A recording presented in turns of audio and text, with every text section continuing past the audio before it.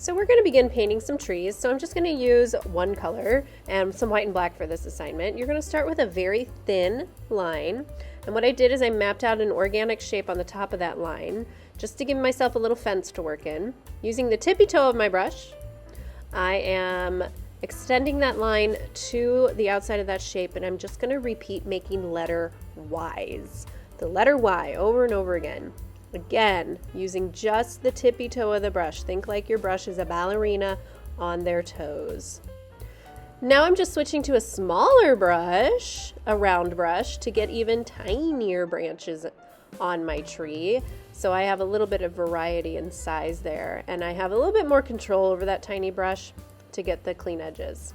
Okay, back to my other brush. I'm making the trunk of the tree nice and thick, so filling that in, and then I'm going to make my beginning letter Ys a little thicker, and then you want them to taper off at the edges. So the edges of your branches should be thin, while the ones that are more towards the core of the tree can be thicker. I'm even doing that with the baby branches as well. Okay, next I want you to try a different version of a tree, so like a pine tree or like a fir tree, and you want to do these swooping motions that go to the left and then like down towards the center and then to the right.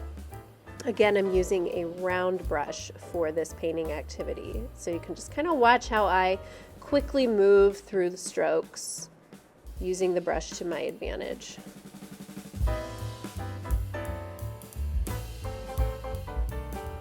The next type of tree, like this is a typical tree. We want to get away from like drawing the tree that has just like the cloud shape right on top of it. It's a little elementary. So when we're painting, you can kind of make that type of tree, but here you want to do like in stippling, so pressing in dots with the paint, and you can tell I am changing values. I'm using darker and lighter, so I use some white paint.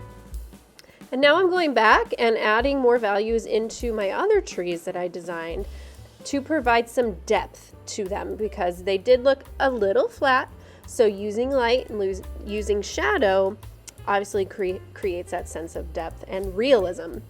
And I'm even going back to my letter Y tree, and I'm doing the stippling motion with my round brush to add some leaves. So if you want this to be more of a summer tree rather than a winter tree. And I switched brushes. I'm now at a flat brush, and I want you to kind of play with what does that look like when you make leaves using a flat brush versus a round brush. We all have our preferences in brush choice, and each brush is unique and special for different reasons. So now I'm adding a little black with the violet and adding some shadow into all these trees again, just to make them look a little more realistic. Okay, so here's all my 3 trees, just putting a little shadow under them so it looks like they're rooted in space. And here is something what not to do. So your letter Y tree, here we go. Just watch, don't do this.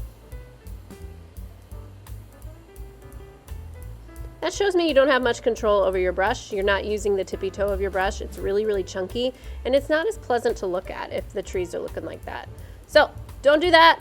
Make the skinny edges, and here is how to practice some tree paintings.